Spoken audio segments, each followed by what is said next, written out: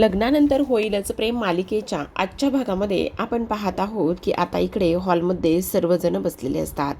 जीवाचे मानिनी लाड करत असते. तेवढ्यातच आशा सर्वांना नाश्ता देऊन झालेला असतो आणि त्या प्लेट्स जमा करत असते. तेव्हा इकडे आता विक्रम म्हणत असतात, खरंच आज ना खूप आनंदाचा दिवस आहे.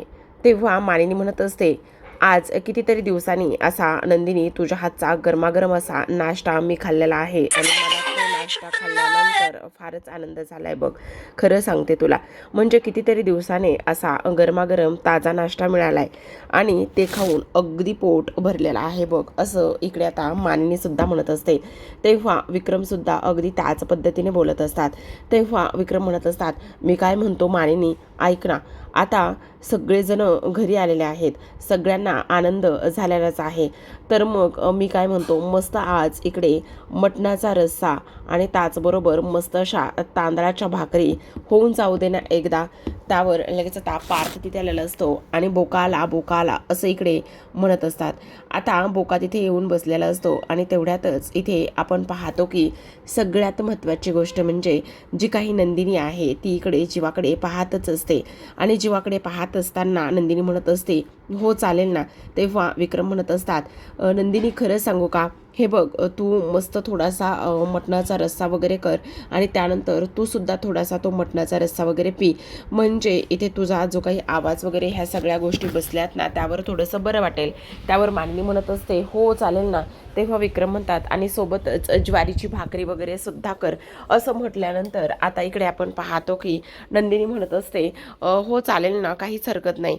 अगं, ज्वारीची भाकरी का म्हणते नंदिनी करायची, ही गोष्ट लक्षात येते का?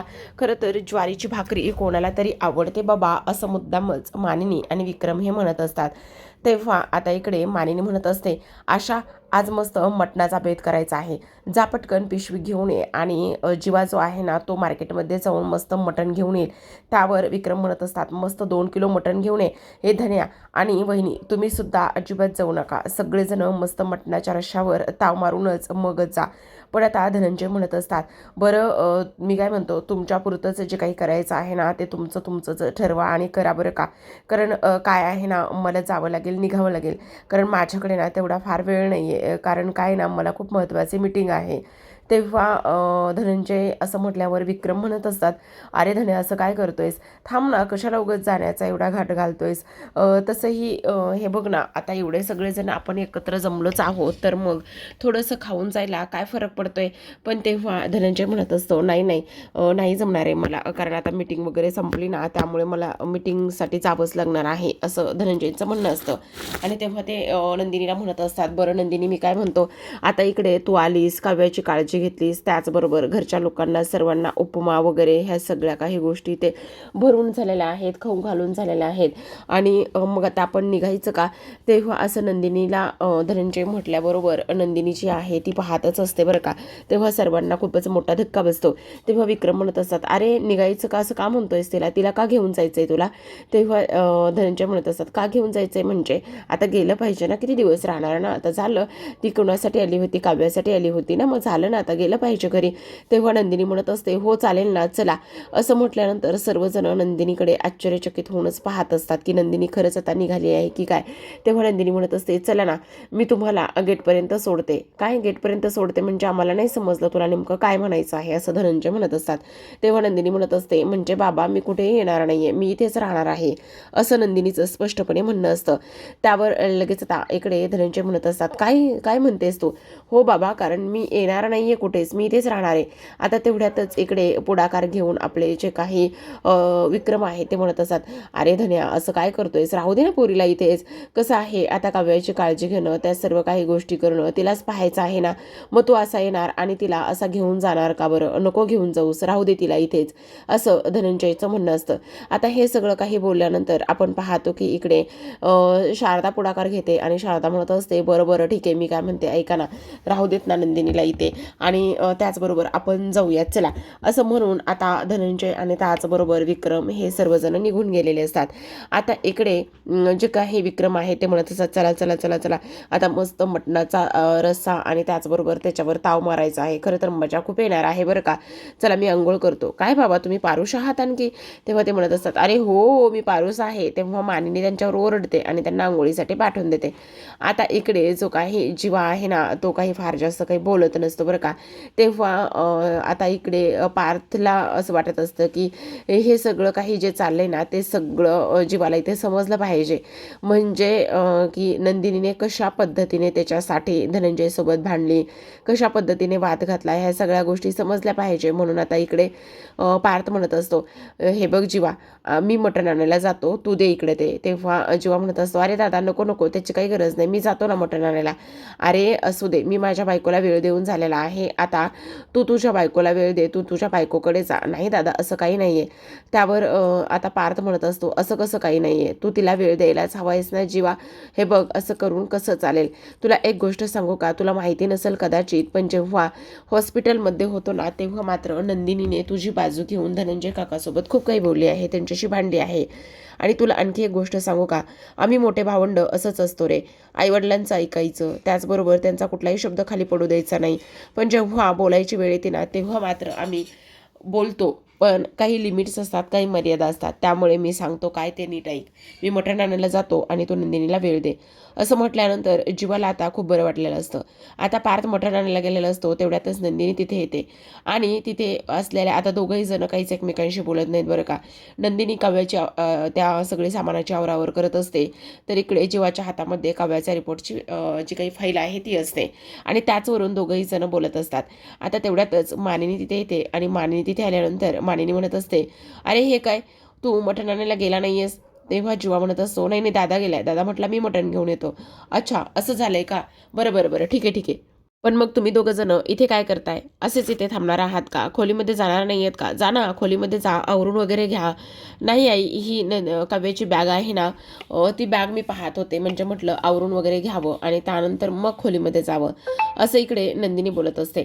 त्यावर लगेच आता मानिनी म्हणत असते, अगं नंदिनी, हे सगळं करत बसण्याची तुला काही गरज नाही, तू काळजी करू नकोस त्या सर्व काही गोष्टीची.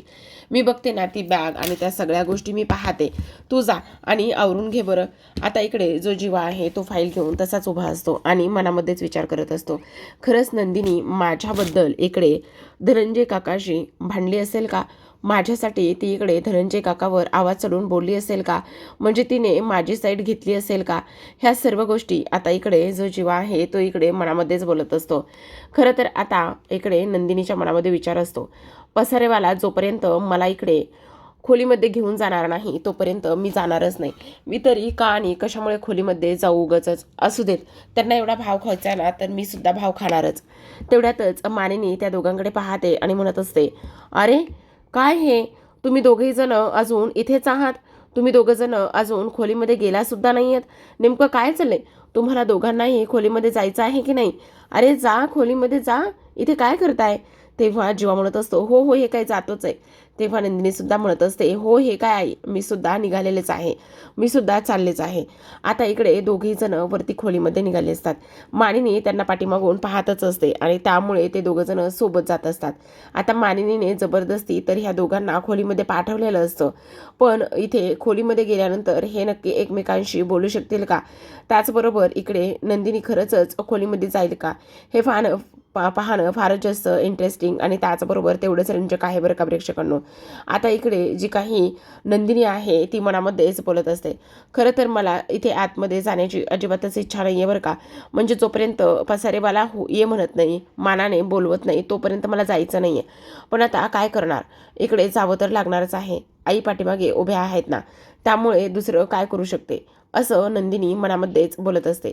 आता ह्या सर्व गोष्टी बोलत असताना जीवासुद्धा मनामध्येच बोलत असतो, राहू दे, हिने आतापर्यंत किती भाव खाल्ला आहे, मग आतापर्यंत हिने एवढा भाव खाल्लेला आहे तर मग मी थोडासा भाव खाल्ला म्हणून काय फरक पडतो, बोलू देत ना.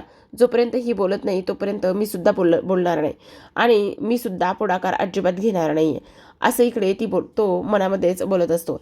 त्यावर आता इकडे नंदिनी म्हणत असते, आता इथंपर्यंत आणला आहे तर मग बायकोला हक्काने आणि त्याचबरोबर मानाने खोलीमध्ये घेऊन जाणार नाही आहे का, असं आता ती मनामध्ये बोलत असते. तेव्हा जीवासुद्धा मनामध्येच बोलत असतो, आता मी काही हिला उचलून नेण्याची वाट बघते का, आता दरवाजा उघडूनसुद्धा आतमध्ये जाणार नाही आहे का, त्यावर मीच प्रत्येक वेळी पुरुषानेच पुढाकार का बरं घ्यायचा. तेव्हा नंदिनी मनातच म्हणत असते, प्रत्येक वेळी बायकोने का बरं पुढाकार घ्यायचा. आता जोपर्यंत पसारेवाला मला आतमध्ये घेऊन जात नाही, चल म्हणत नाही, तोपर्यंत मी सुद्धा जाणारच नाही आहे. असू दे, मला जायचं आहे आतमध्ये, पण हे म्हणत नाहीत ना आतमध्ये चल, तोपर्यंत मी काही जाणार नाही आहे, असं नंदिनी मनामध्येच म्हणत असते. आता दोघांचा हा मनामध्ये चाललेला इथे टॉम अँड जेरीचं भांडण्याचं खूपच कौतुक आहे बरं का. एकमेक बरोबर त्या त्या पॉईंटलाच धरून बोलत असतात, एकमेकांशी भांडत असतात. तेव्हा जीवा तिच्याकडे पाहतच असतो. जीवा म्हणत असतो, असू दे, मी पण हिला बोलणारच नाही, मी पण हिला आतमध्ये खोलीमध्ये ये असं म्हणणारच नाही. त्यानंतर नंदिनी पुन्हा एकदा मनामध्येच म्हणत असते, राहू दे, मी आता इथे थांबतच नाही, त्यापेक्षा मी खाली जाऊनच राहते. कशाला उगाचच ह्यांना जर माझ्याशी बोलायचंच नाहीये तर मी तरी इथे कशासाठी थांबू आणि उगाचच खोलीमध्ये तरी कशासाठी जाऊ. त्यावर नंदिनी लगेच आता म्हणत असते, मी काय म्हणते, मी खाली जाऊनच थांबते. आता इकडे जीवा लगेचच मनामध्ये बोलत असतो, मग खाली जायचंच होतं तर वर येण्याची तसदी का बरं घेतली. आता इकडे नंदिनी म्हणत असते मनामध्येच, आता मी खाली चालले तर थांबवायचं सुद्धा कष्ट घेत नाही येते, जाऊ दे, जातेच मी खाली, असं म्हणून नंदिनी आता एक एक पायरी पुन्हा खाली उतरू लागलेली असते.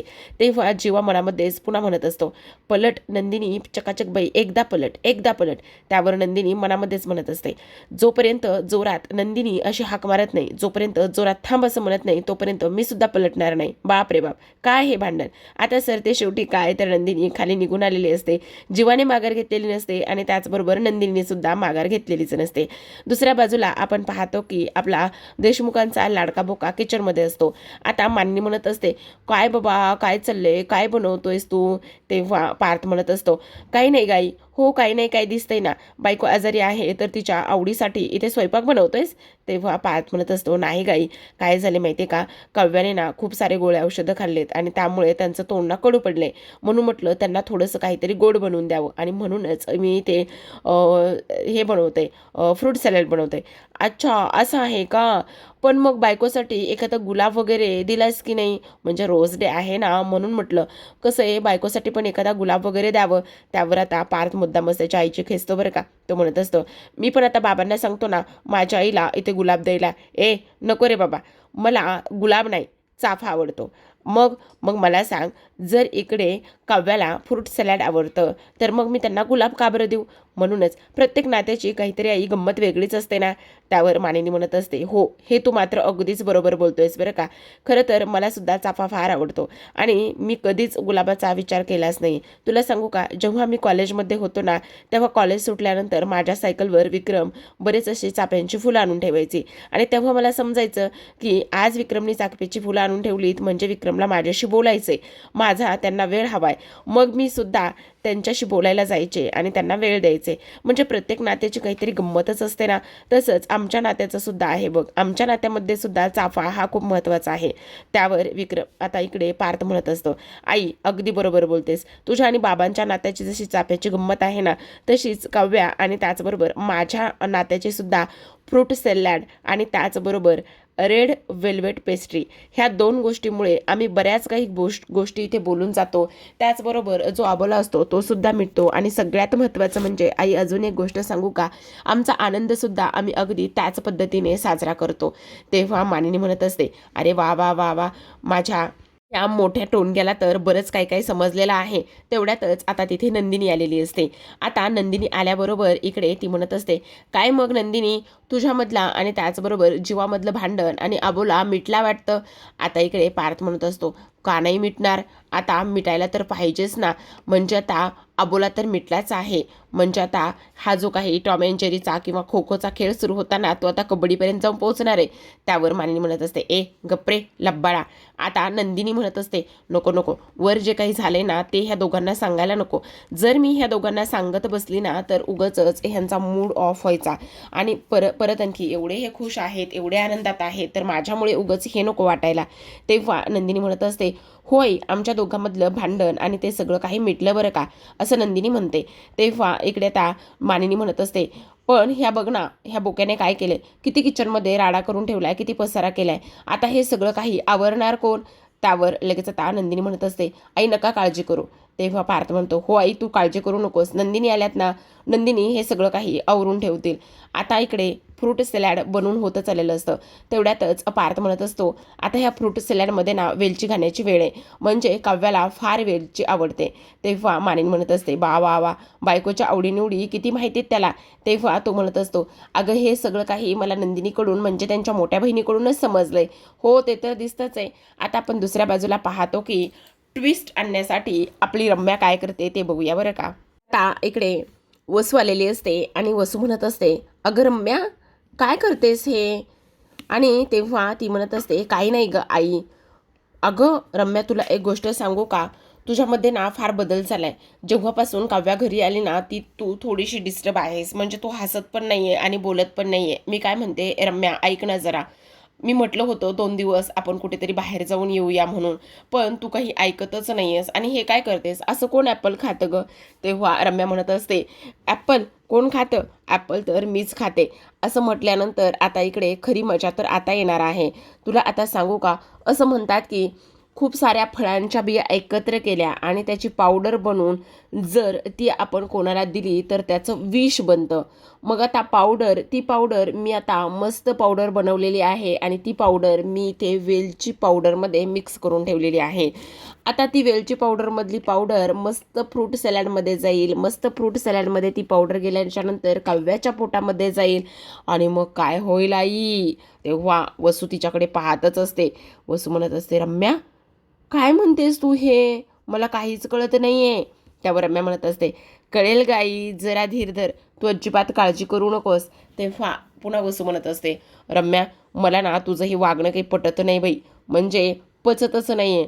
अगं तू हसतेस काय? तू आनंदात आहेस का अशी वागतेस रम्या? तेव्हा रम्या म्हणत असते, आई तू काळजी करू नकोस ग. आता बघ ना कसं होतंय आणि काय होतंय तर इकडे दुसऱ्या बाजूला फ्रूट सॅलॅडमध्ये खरं तर ॲपल घालायला नसतं. त्यामुळे पार्थ म्हणत असतो, खरं तर ॲपलच नाहीये. तेव्हा मानिनी म्हणत असते, अरे होतं ना एक, कुठे गेलं? पण ते कधीच रम्या घेऊन गेलेली असते आणि ती मस्त एन्जॉय करत असते.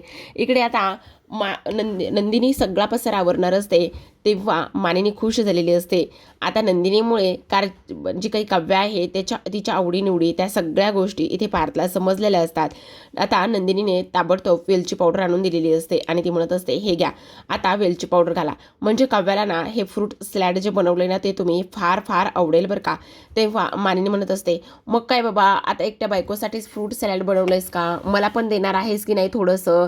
तेव्हा तो म्हणत असतो, नाही आई अजिबात नाही, हे फक्त आणि फक्त इथे काव्यासाठीच बनवलेलं आहे, हे बाकी कोणासाठीही नाही, असं इकडे तो बोलत असतो. आणि आता हे फ्रूट सॅलॅड खाल्ल्यानंतर आता खरंच काव्याला अशी तरतरी येईल आणि त्याचबरोबर सगळ्यात महत्त्वाची गोष्ट म्हणजे त्यांचं जे काही तोंड कडू पडलेलं आहे ते सुद्धा तोंड इथे बरं होईल, असं सुद्धा आता इकडे पार्थ म्हणत असतो. आता पार्थने ते फ्रूट सॅलॅडचा बाऊल हातामध्ये घेतलेला असतो आणि तेव्हा तो तिथून जात असतो. तेवढ्यात जाताने पुन्हा एकदा नंदिनीला रिक्वेस्ट करतो आणि म्हणत असतो, नंदिनी सॉरी, पण तुम्हाला हा पसारा आवरावंच लागणार आहे बरं का. तेव्हा नंदिनी म्हणते, असू द्या हो पार्थ, नका काळजी करू, मी आवरेल हे सगळं काही, असं म्हणून आता इकडे पार्थ तिथून निघून गेलेला असतो.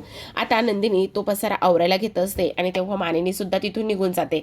आता नंदिनी विचार करते, नशीब ह्या दोघांना आमचं जीवा आणि माझं भांडण मिटलं नाही, ह्या गोष्टी समजल्या नाही, त्यातच आनंद आहे.